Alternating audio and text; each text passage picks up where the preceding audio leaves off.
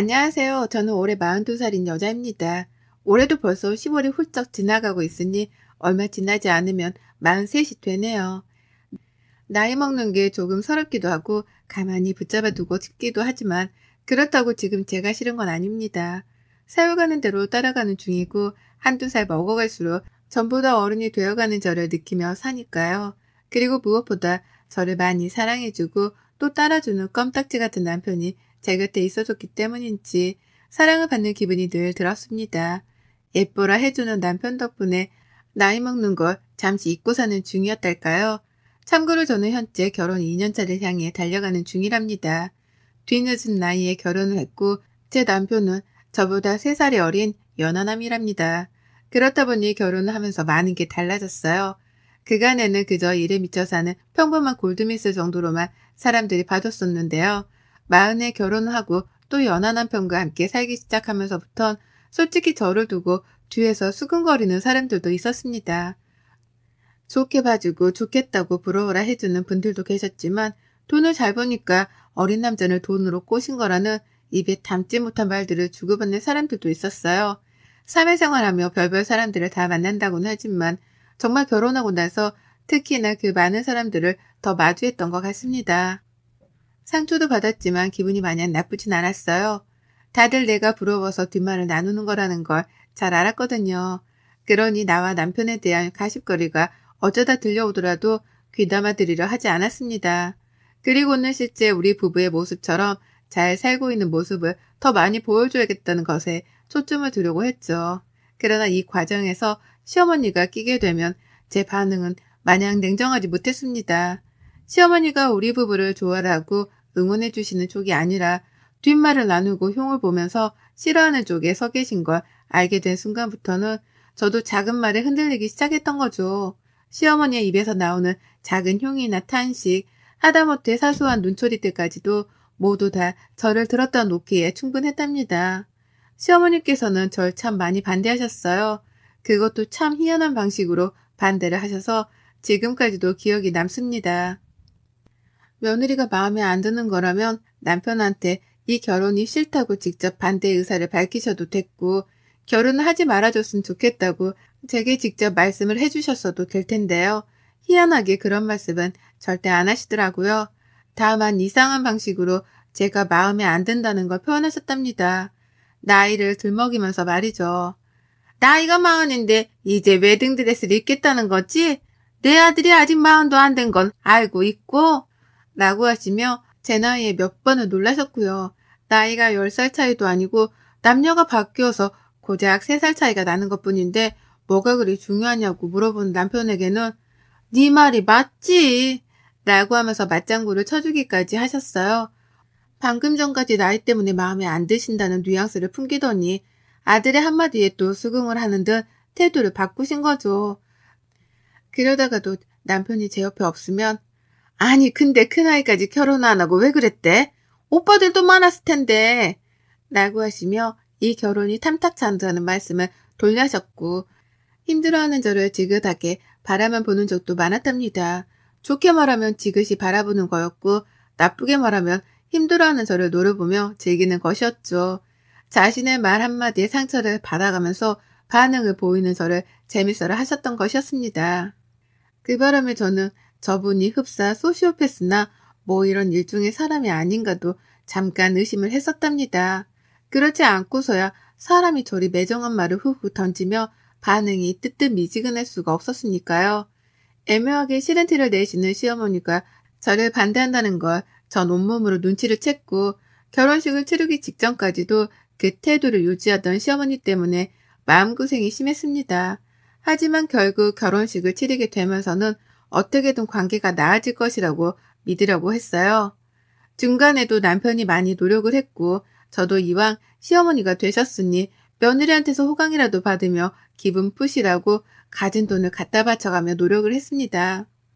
돈을 벌어서는 족족 용돈을 챙겨드렸고 때맞춰 계절 옷에 계절에 맞는 선물도 사드리면서 시어머니께 쓰는 돈을 아까워하지 않으려 했어요. 그게 제가 살아남는 방법이라 생각을 했으니까요. 그런데 말이죠. 요상한 일이 벌어지기 시작했습니다. 아무리 생각해도 요상한 일이었죠. 퇴근하고 평소처럼 집에 왔는데 시어머니가 계시더라고요. 그런데 웬일로 저를 향해서 왔어? 라고 하면서 퇴근을 반겨주시길래 살짝 흠칫했었습니다. 저러던 분이 아니신데 갑자기 인사를 요란스레 하시니까요. 그와 동시에 놀란 건 주변에 놓여진 어머님의 선물이었습니다. 단 한 번도 결혼하며 시어머니께 선물이라는 명목하에 물건을 받아본 적이 없었어요.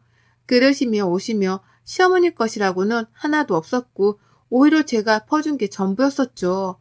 그런데 어머님이 웬일로 뜬금없이 시뻘건 고추가 든 평범하지 않은 장신구를 유리병 하나에 담아서는 선물이라고 가져오신 거예요. 그걸로도 모자라 아무도 쓰기 싫어할 것 같은 못생긴 그릇 두 짝도 말이죠. 어디서 이런 걸 빈티지 샵에서 주워오셨나 싶어 황당해하며 물건을 쳐다보는데 어머님은 세상 행복하다는 듯 건네주시면서 잘 쓰라고 하시더라고요. 특히 고추가 든 유리병은 현관 옆에 두어야 복이 기어들어온다고 하시면서요. 무슨 복이 정확히 들어오냐며 물어보는 제 남편의 말에 어머님은 얘가 빨리 들어선대 라고 그제서야 이실직고를 하셨습니다. 그러니 저도 알았죠.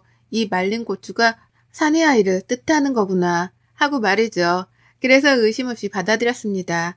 어머님이 빨리 손주를 보고 싶어 하신다는 생각에 부담도 컸지만 다 우리 좋으라고 건네주신 물건이란 것에는 의심이 없었던 거죠. 그런데 이런 식의 뜬금없는 선물은 그걸로 끝이 아니었어요. 이런 분이 아니셨는데 계속해서 뭔가 내어주시더라고요. 그 덕분에 저희 집은 시어머니가 들고 온 영문 모를 물건들로 하나둘 채워져 빼곡해지기 시작했고요. 처음 가져온 고추 든 유리병도 그대로였고 쓰기 싫은 그릇 두 개도 그냥 주셨으니 일단 하부장 안에 넣어 보관 중이었습니다. 그 밖에도 침대 옆에 놔두고 얼굴 가꾸는 데에 쓰라면서 거울 큰 거를 사다 보내주신 바람에 저는 영문도 모른 채 일단 그걸 침대 옆에 놔뒀어요. 남편 앞에서 예쁘게 구면서 오래도록 사랑을 받으라는 뜻인 줄로만 알고서는 아무런 의심도 하지 않은 채 그 큰 거울을 침대 옆에 뒀습니다. 제가 어릴 적부터 무교였고 믿는 종교 따위는 없다 보니 미신이나 속설 같은 것에 굉장히 무지했거든요. 그렇다 보니 전 어머님이 하라는 대로 하면 복이 굴러 들어올 줄 알았어요. 어머님이 아무래도 미신이나 속설 같은 걸 믿을 나이시다 보니 저보다 아는 것도 많으실 거다 싶었던 거죠.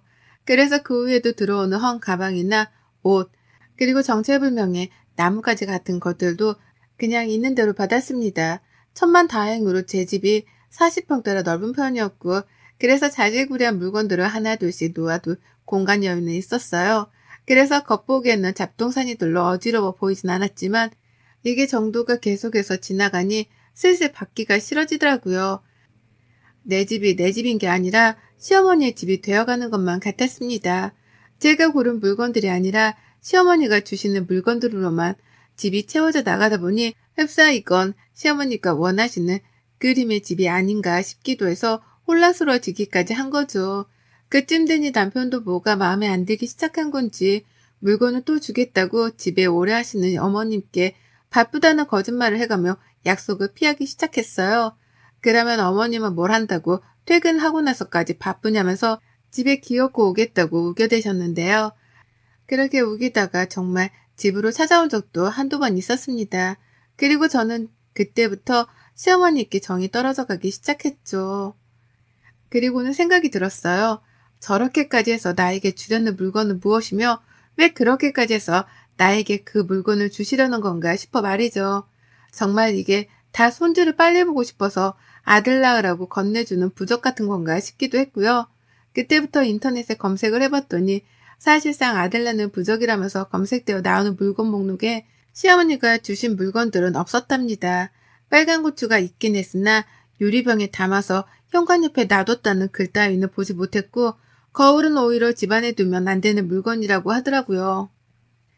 더군다나 침대 바로 옆에 두는 건 귀신을 들러붙게 하는 짓이라는 섬뜩한 글까지 읽고 나니 온몸에 소름이 쫙 끼쳤어요. 그 전까지만 하더라도 시어머니에 대한 의심이 하나도 없었기에 주시는 대로 물건을 받아내선 집에 고이고이 쌓아놨었는데요. 검색을 조금 해보고 시어머니의 의도를 따져 묻다 보니까 이게 보통 일이 아니라는 걸 눈치껏 알아낼 수 있었습니다. 생각해보니 정말 이상했어요. 그럴 분이 아니신데 갑자기 저에게 잘해주기 시작함과 동시에 선물이라며 어디서 쓰다만 헛 물건이었는데 그걸 저에게 줬다는 것부터가 의도가 너무 불순하더라고요. 왜 이런 의심을 진작에 하지 못했었나 싶어서 땅을 치며 후회했습니다.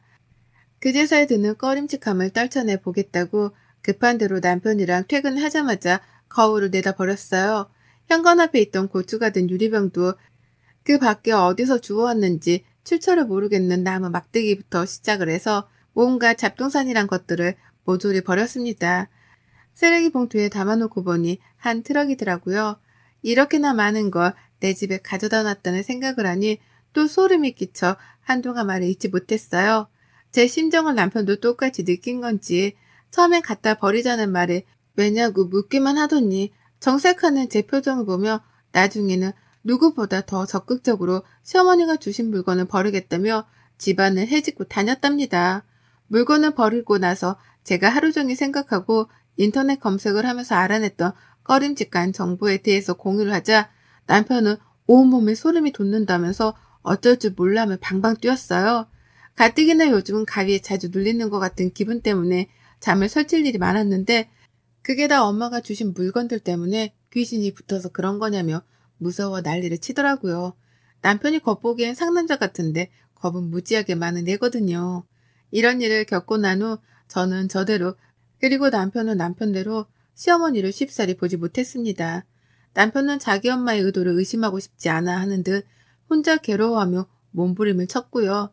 저는 제발 시어머니가 나쁜 의도로 그러지 않으셨길 끝까지 믿어보려 하면서도 한편으로는 사실 확인을 해야겠다면서 뒷조사를 시작했습니다.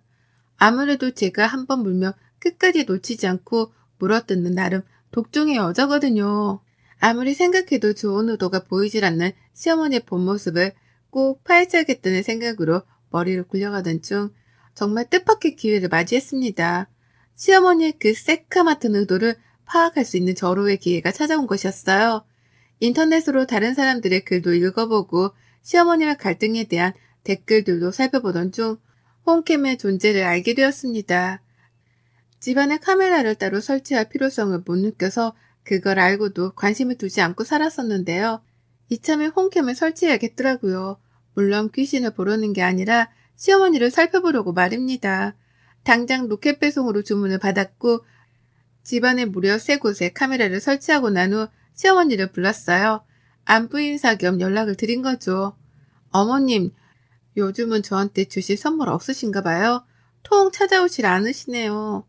라고 하며 아부를 떨었더니 어머님은 섭섭하다는 말투로 곧장 말씀하시더라고요.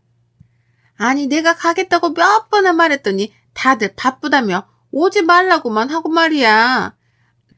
라면서 줄 선물이 안 그래도 한가득 준비되어 있다며 신나라하셨어요.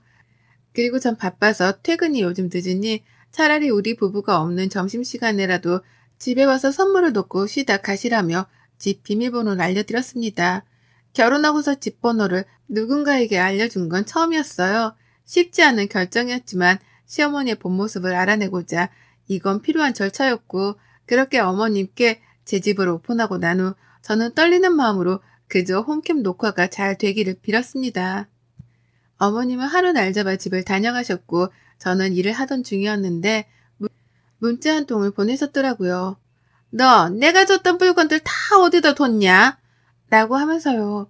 저랑 남편이 섬뜩하다면서 버렸던 그 물건들을 찾으시는 것이었습니다. 그래서 제가 어머님 그거 둘 곳이 없어 집 선반 안에 넣어 모아뒀는데 아마 어머님은 못 찾으실 거예요. 왜요? 라고 되물었죠. 그러자 어머님은 버리지 않았다는 제 말에 안심을 하셨는지 버린 게 아니면 됐고 난 또 니들이 버린 줄 알고 깜짝 놀랐네. 라고 하며 안도의 한숨까지 내쉬었습니다. 그리곤 물건 다 놓고 가는데 이것들은 절대 옮기지 마라. 저번에 줬던 고추 유리병 그것도 현관에 꼭 둬야 하는 건데 내가 지금 둘 테니까 물건 놔둔 곳 좀 알려줘라. 라고 말씀을 하셨어요. 제가 갖다 버린 유리병을 도로 찾아서 현관에 두겠다면서 위치를 알려달라 하시더라고요. 당황한 저는 얼버무리다가 일이 갑자기 바빠졌다며 급하게 연락을 끊어버렸죠. 그리고 서둘러 홈케어 화면을 볼 수 있는 어플을 켰고 시어머니가 하시는 짓을 지켜봤습니다. 그전에도 이미 녹화가 되고 있긴 했으나 당장에 어머님이 뭘 하시려는지 확인을 해보고 싶었어요. 그리고 전 회사 안에서 간이 떨어져 오줌을 지릴 뻔했습니다. 이런 말이 나이 40 넘어 나오는 게 좀 창피하긴 하지만 오줌이 지릴 뻔했던 표현 말곤 달리 할 수 있는 말이 없었어요. 어머님이 글쎄 혼자가 아니라 둘이더라고요. 바로 옆에 웬 아주머니 한 분을 모셔온 거예요. 선물만 놓고 가시겠다더니 주인 없는 집에 멋대로 손님을 데려온 겁니다. 소름이 돋아서 막 캡처를 했어요. 실시간으로 사진을 찍어서 남편에게 보내주고 있는데 그때 그 아주머니가 시어머니께 손짓으로 뭔가를 지시하는 게 계속해서 목격되었습니다. 아주머니가 손짓을 보내면 시어머니는 허리까지 숙여가면서 움직이셨고 아주머니가 가리킨 곳에다가 들고 온 물건들을 놓으셨어요. 아주머니는 마치 집을 보러 온 손님 마냥 제 집 구석구석을 휘젓고 다니셨고 기존에 어머님이 가져다 주셨던 물건들의 행방을 찾는 것 마냥 5만 군데를 구석구석 뒤져댔어요. 그러다 고개를 절레거리면서 한숨을 쉬더니만 시어머니가 이 아주머니를 이렇게 부르시더라고요. 보살님 이라고 말입니다. 그 순간 머리가 멍했습니다. 설마 저 여자가 무당인가 싶었거든요. 어머님이 가져오신 물건들도 그렇고 죄다 어디 조선시대의 궁중 난투국에서나 나올 법한 오래된 물건들이었는데 설마 어머님이 무당의 말을 듣고서는 무당이 지시하는 물건들을 제 집에 들인 건가 싶었습니다. 제발 아니길 바라면서 표정을 가득 찡그린 채로 화면을 바라보고 있는데 그 보살이란 여자는 가져온 물건들이 하나도 없네. 이것들 가져다 버린 거 아니야? 기센 것. 라면서 호통을 쳤고 그러자 시어머니는 분명 어디다가 넣어놨다고 했는데 제가 찾아볼까요? 눈치챘을 리가 없잖아요. 라고 하면서 그 여자를 살살 달래는 데 급급했습니다. 그러면서 어머님이 말씀하시더라고요. 제가 이것들 이혼시키려고 별짓 다 하고 있는데 여태 이혼도 안 하고 기센 애가 맞긴 맞나 보네요. 라고 말입니다. 저는 탄식을 내뱉으며 제자리에서 일어섰고 온몸에 소름이 돋아 닭살이 서는데 경직이 되어 얼어붙었어요. 빨리 내 집에 가서 이 불운한 존재들을 쫓아내야겠다는 생각밖에는 들지 않았습니다. 미신 같은 거 믿는 사람은 아니었으나 내 집에 무당이 들어온 이상 뭔가 정말로 불운한 것들이 집안에 마구마구 스며들 것만 같은 꺼림직한 기분이 계속해서 들었어요. 그리고 그때 저는 그만 까무러치며 비명을 지른 채 주저앉고야 말았습니다. 글쎄 그 무당 여자가 카메라를 응시하고 있는 거예요. 카메라를 통해서 저랑 눈이 마주쳤던 것이었습니다. 저는 핸드폰으로 보던 도중 화면에 뜬 여자의 눈초리에 기함을 치며 비명을 질렀고 제가 이렇게 겁을 먹고 있는 걸 아는지 모르는지 무당이란 여자는 집안에서 카메라를 발견했다는 것 같다는 말과 함께 곧장 시어머니께 일렀다 바쳤죠. 혹시 며느리가 이 상황을 보고 있는 게 아니냐 하면서 말이죠. 저는 여전히 놀라서 일어날 정신도 없이 바닥에 주저앉아 있었는데 무당은 카메라를 번갈아 노려보면서 시어머니랑 집을 나갈지 말지 작당을 하다가 결국 카메라를 뜯어버리고는 그걸 든 채로 집을 나섰답니다. 저는 여전히 벌렁거리는 심장을 부여잡으면서 지금 내 집에서 일어난 이 상황에 대해 이해를 하고자 머리를 쥐어뜯었고요. 그러니까 시어머니는 마음에 안 드는 며느리 하나를 이혼시키기 위해서 무당까지 찾아갔던 것이었고요. 그 무당이 하라는 대로 저주가 담겼을 것으로 추정되는 물건들을 하나둘 제 집에 들여놨던 것이었습니다. 그 물건에 남의 피가 묻었을지 똥이 묻었을지 누가 아냐고요. 저는 이 사실을 바로 남편에게 일러다 바쳤고 저보다 충격을 받은 건지 남편은 회사까지 반차를 내고 당장 시댁으로 갔어요. 가서 조져넣겠다는 말을 남긴 채 소식이 끊겼고요. 걱정이 된 저도 반차를 내고 바로 남편 뒤를 쫓아 시댁에 갔는데요. 글쎄 그 무당이란 여자가 시댁 안에 있더라고요. 카메라에 담겼을 상황을 어떻게 대처할지에 대해서 의논을 하겠다며 시어머니랑 같이 시댁에 가서 추후 작당을 기획하고 있었던 겁니다. 그 현장을 저랑 남편이 번갈아 덮친 거고요. 무당은 이미 저희 남편한테 욕을 처먹다 못해 멱살까지 잡혀서는 노후라 애원 중이었고 무당 같지도 않고 딱 보니 사기꾼인 것만 같아 보이는 그 여자를 뒤로한 채 저는 시어머니께 녹화된 현장 영상을 보여줬어요. 이거 들고 당장 경찰서에 가도 할 말이 없으시지 않냐며 화도 내고 욕도 하고 하다 이혼을 정말 하겠다고도 했습니다. 이대로는 꺼림칙해서 어머님 같은 시어머니를 두고 살 자신이 없다며 말이죠. 그 말에 남편은 더욱 미안했던지 감정이 격해져 시댁을 아주 난장판으로 만들어놨고요. 어머님이 주셨던 물건들을 싹 다 버려놓길 정말 잘했다는 생각과 함께 저는 사과조차 받지 않으려 했습니다. 도무지 사람이 할 수 있는 상식밖의 행동을 한 시어머니를 사람 취급해드리지 않기로 했거든요. 그리고 전 당장에 집으로 뛰쳐가서는 시어머니가 놓고 가셨던 새 물건들을 모조리 다 싸두고선 다시 시댁으로 왔습니다. 그리고는 남편에게 시어머니를 붙들고 있게 한 후 저 혼자 숨바꼭질을 하듯이 그 물건들을 시댁 안에 숨겨뒀어요. 시어머니가 절대로 찾아내지 못하시도록 말입니다. 그러자 시어머니는 그 물건이 정말 재수가 없는 물건들이었는지 당장 가지고 나가. 아유, 나 진짜 그것들이랑 같이 한 집에서 못 지내. 가지고 나가 버려줘, 제발. 라며 울고불고 매달리셨어요. 그딴 물건들을 내 집에 잘만 놓고 갔다는 생각에 저는 더욱 화가 치밀어 올랐고요. 도대체 무슨 물건인데 이렇게 기함을 치는 거냐면서 남편이 따져 물으니 어머님은 끝까지 말을 아끼시다 겨우 한 말씀 하시더라고요. 여자한테 안 좋은 거야. 라고 말이죠. 당신 아들한테는 해를 끼칠 생각이 없었다는 걸 어필하기 위해서 굳이 성별을 들먹이며 대답을 대신 한 겁니다. 그걸 보면 전 끝까지 물건을 숨긴 장소를 알려드리지 않으리라 재차 다짐을 했고 시어머니하고는 사과를 받고 말고를 떠나 연을 끊고 살겠다고 통보를 한 채 시댁을 빠져나왔어요. 이미 남편이 시댁을 난장판으로 만들다 못해 시어머니 눈에서 눈물을 쫙 빼놓은 후였는지라 제가 더 할 수 있는 건 없었습니다. 그저 숨겨놓은 물건들을 시어머니가 다시는 평생 찾지 못하시도록 비는 수밖에요. 그러면 시어머니는 불편하고 꺼림칙하고 재수가 없다며 마음고생을 하면서 그 물건들을 끝까지 찾으실 테니요. 고약한 시모를 만나면 결혼하고 나서 팔짝을 꼬인다더니만 제가 딱 그 짝이었습니다.